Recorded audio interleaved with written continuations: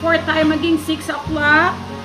So, ayan, ang mga hindi busy, pasok lang kayo sa aking live. Kantahan tayo. O kaya naman, kung gusto nyo, ako ang kantahan ninyo.